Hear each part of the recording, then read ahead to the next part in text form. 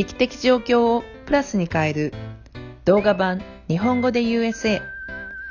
アメリカ不動産を3人のリアルターがオハイオ、カリフォルニア、ハワイから読み解きます。こんにちは。こんにちは。おはようございます。オハイオは今昼の2時半です。カリフォルニアが11時半です。はい。ハワイは朝8時半です。おはようございます。おはようございます。はい。なんかオハイオは着々と自粛が解放されていき、私は、キャンプに行ってきました。楽しそうな Facebook を拝見させていただきました。プールもオープンしていて、子供たちは大喜びで、私も大喜びでした。ああ、だよね。ハワイもレストランがオープンし始めたので、一番オープンしたその最初の日に天ぷらそばを食べに行ってきました。最初が天ぷらそばなんだ。そう、日本人だよね。私はメキシカンレストランのいつも行くところがオープンしたから、その初日に予約をして行ってきましたで、ちゃんとなんかこうボックス席にビニールのパーテーションがついて、お店の中の椅子もすごくテーブルもちょっと間引いて、いつもの半分以下ぐらいかな、テーブル席は。でもやっぱり美味しかったからすごい感動しました。やっぱりレストランで食べると違うよね、うちで食べるのね。そう、その割になんかテイクアウトとかしなかったなと思って、やっぱ私少なくとも我が家はレストランに何を求めてるかっていうと、行って食べることであって、そのフードを持って帰ってまでは食べたいっていう衝動にはなかなかならなかったのが面白かったかな。私は帰って普段よりも随分テイクアウトしてたな。まあ今もしてますけど。そうか。まあカリフォルニアもやっと美容院とかも開いて、でもちょうど先週がデモのね、抗議デモとかがあって、みんなピースフルにやってたんですけど、一部の人たちがね、ちょっとお店に入ったりとかしてたから、結構ブロックして、それがあったから、せっかくリオープンしてちょっとまだシーンとしてるんですけども、ちょっとずつもう抗議もね、収まってきたから、ちょっとずつね、いい普通の雰囲気に戻ってくるかなと思います。デモは、ごめんなさい、デモは落ち着きました？カリフォルニア。デモはね、落ち着いた。でもね、やっぱり、一部で、皆さんね、本当にもう今、ちゃんとこういうふうな、人種差別はなくしましょうみたいなのを訴えてるから、もしかしたら今週の土日とかもね、そういう、ピースフルなね、平和な感じでやるのは、続くかもしれませんね。もうなんか暴動みたいなものはもう、ほとんどなくなったと思う。じゃあ、自宅自粛令とかは取れたんだね。自粛令はもう取れた。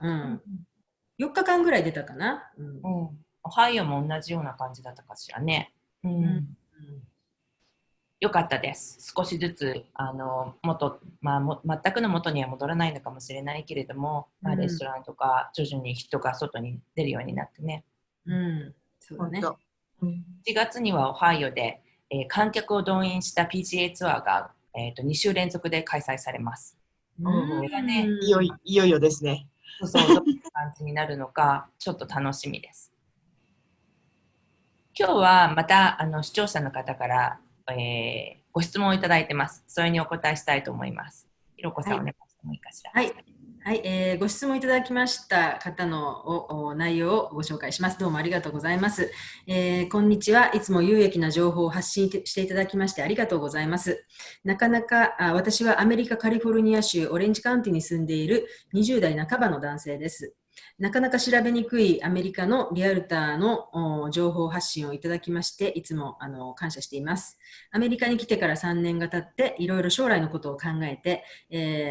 リアルエステートのセールスパーソンの免許を取って、不動産会社で働いてみたいという結果にたどり着きました。しかし、実際にセールスパーソンの資格が就職活動の際にどこまで有効なのか、アメリカにある日系不動産会社に雇用の需要はあるのか、どこを調べても答えが見つからず、もしよろしければ、次の皆様の対談の時にでも、これからの日本人リアルターの未来や、実際にどういう手段で皆様が仕事を獲得していったのか、少しでも教えていただけると嬉しいです。こういう質問をいただきました。ありがとうございます。ありがとうございます。どう、まみさん。うん、この方のバックグラウンドとか、いろんなことがわからないんで、どこからお話ししていいかわからないですけど、あの、おそらく一番最初に免許を取られて、私たちみたいなその仲介をそのままやろうと考えているんではなくて、就職のツールになるかみたいなことかなと思って、ちょっとお答えさせていただきます。で、実際にどんな仕事に就こうと、免許を持ってる、サティフィケートを持ってるっていうことは非常に強いことだと思ってます。で、私、アメリカに来た時に、アメリカってもっと自由な国で、そういうどこの大学出たとか、どんな資格を持ってるとかってあんまり関係なくて実力なのか、だけなのかなと思ってたら、実際私はそうじゃない、ここが島だっていうこともあるかもしれないけど、まず自分が何かを仕事するときに、自分の学歴はこうで、何の資格を持っててっていうようなことを、まず最初に言うっていうのが、分かって、なので、どんな仕事をして、どんな会社にアプライするにしても、やっぱり取れるだけの資格っていうのは取っといた方がいいと思います。で、しかも、不動産に興味があるんであれば、不動産の免許を取って、ディベロッパーの会社であったり、いろんな大きな大企業の中でも不動産部門とかっていうのがあるから、やっぱりそういうところを目指してもいいんじゃないかなっていうふうに思ってます。で、あと私たちリアルターも、リアルターの免許を取ったからって言ってそれで終わりじゃなくて、リアルターの免許を取ったらまた次はブローカーの免許で、その他にまたもうありとあらゆるいろんなサティフィケートがあって、で、私もその他に3つぐらい持ってるんですけど、CRS って言って住居の専門仲介の免許だったり、あと国際不動産のなんとかだったり、高級不動産のセールスパーソンのなんとかだったり、もう何しろいろんなことが、オポチュニティもあるし、いろいろなものがアベイラブルなので、そういったものをどんどん勉強されていったらいいんじゃないかなと思います。どうひろこさん。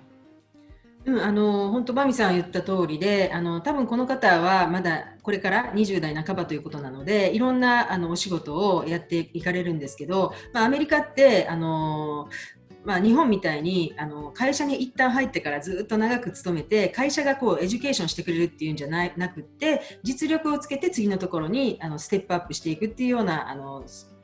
形態ですので、一番最初に私たちみたいな不動産エージェントの世界に飛び込むっていう方法もあるんですけど、まずその免許を持ってたら、でも収入もちょっとアップダウンするんであれば、最初は何かリアルエステートに関連したお仕事を見つけて、でその時には免許を持ってるっていうのはちょっと一つの武器になると思います。で多分普通の日系の不動産会社などのオポチュニティをちょっと求められているようなんですけれども、もしかしたらその普通の会社がアドミニストレーターとかを雇うっていうことで固定給で雇われるチャンスはあるんですけど、ちょっとそれは少し機会が少ない可能性があります。やっぱり受付とかそういうアドミニストレーターといった数ポジションの数もすごい少ないですし、ちょっとそれは可能性は少ないかなとは思うんですけども、一つのチームの人がですね、不動産のアシスタントを、求めているケースがあって、で私も実は一番最初に仕事をし始めた時はリマックスっていう会社の、すごくよく頑張ってる日本人のエージェントさんのアシスタントで入って、ある一定の固定給をいただきながらチームにたくさん収入が入った時はボーナスをいただくみたいなストラクチャーで働いてたんですよね。だからそういう意味ではライセンスがあると大体不動産の仕事の一通りのことを手伝えますので、それが逆になかったら実はペーパーワークしかできないようなことなので、やっぱり資格を持ってそういう仕事のチャンスを探すっていうのはすごくいいことかなと思います。私が今みんなの話を聞いてて思ったのが、もちろん資格を取るのは悪いことではないと思うし、いろんな勉強になると思うんだけど、やっぱり私たちも資格を取った、それでじゃあすぐに仕事ができるかっていうとそんなことじゃなかったはずなのよね。で実際に今ひろこさんが言ったようにすでにリアルターとして活躍しているところの、助手みたいなアシスタントみたいなことをやりながらオファーってこういうふうに書くんだなとか、こういう時には検査がこういうことでこう話し合いがもつれるんだなみたいな経験を得ながら、そして自分たちでどうやってお客さんを獲得していくのかっていうことをまず資格だけだとどこで雇われるっていう形じゃないとお客さんを最初に獲得しなきゃならない。それからやっと実地が体験できるっていう意味では、最初から実地が体験したかったら、もしかしたら資格を取る前にすでにバリバリやってて、この人かっこいいなって思う人がいるんだったら、そこにインタビューしに行って、それこそこれからライセンス取りたいと思ってるんです、ちょっとインターンみたいにして入らせてもらえませんかっていう方法も一つあるのかなと思って、でそんなことをしながら実際にリアルターになるっていうのってどういう仕事なのかって分かった上で、それで自分に向いてたら資格を取っていくっていうのも一つかなと思ったんですね。なんでかっていうと、私の場合で言うと、私もライセンスを取って自分でお客さんを探して、それから今は会社という形でやっていて、その中でライセンスを持っているリアルターさんを雇って給料を支払いしている人もいれば、私のところでアシスタントとして働いていて、でこれからやっぱり興味があるので資格を取りたいよっていうので応援している方もいれば、反対に主婦の方で、日本では働いてきた経験があるんだけれども、今この仕事ってどんなものか知りたいのでって言ってインターンみたいにして入ってこられている方もいるので、さっき言ってた例えば大手のデベロッパーであるとか、それから、地方の団体っていう言い方はおかしいかな、市であるとか行政区がリアルターとしての仕事をしてきた人を、開発部長みたいな形で雇ってるケースも知っているんですけど、それって彼女が資格を持ってるから、彼が資格を持ってるからだけじゃなくて、やっぱりそういう開発に取り組んできたりとか、住宅のデベロッパーのところで働いてきたとかっていう経験も兼ね備えて、そういう就職をしているような気が私が見るとするので、まずこの仕事が好きかどうか、インターンシップまでやんなかったとしてもいいけれども、すでに働いている人、私たちみたいなところに直接なりズームなりでこう面会頼んでみてもいいのかもしれないよね。それはいいアイデア。いろんなわからないものね、外から見てるだけだとね、私たちの仕事。そう、外から見てるのと本当のお仕事ってどんなのかっていうこともなかなか分かりにくいと思うし、思ったよりね、いろいろな本当にたくさんのアドミニストレーションの仕事があったりとか庶務があるので、そういうことも見ながら、いろいろとどっちの道を進んだらいいのか考えたらいいのかなと思います。私が所属した最初の会社は本当に小さくて、バリバリみんな高級不動産をガンガンやってるような会社だったんだけど、そのトレーニングシステムが全くなくて、なので自分で全部勉強しなくちゃいけなくて5年かかりました。ちゃんとまともな生活が自分でできるようになるまで。私もやっぱりこうね、免許取ったばっかりってテストの内容の勉強は分かるんだけども、実際に見せた時にどうかとか、物件をどう判断するかとか、オファーをどう書くかって、その一件一件の契約に携わらないと分からないことがすごい多いから、私も一番最初にそのアシスタントで入った間の期間に、多分自分が初めて資格を取ってジャンプインすると、本当お客さん探すところからの仕事がまた別でいるから、そんなにたくさん経験積めないと思うんですよね。でも、私も一緒にやってた人がすごいコンスタントに契約を入れてくれてたから、それを見ることによってすごい勉強になったし、本当にちょっとお給料もらいながら勉強してるっていうような気分でやれてたから、そうやってこれからなんか経験を積むっていうことが本当何でも大事だなと思います。そうですね。資格試験取るときもね、実やりながらだと、このこと言ってるのかなって思えると思うし、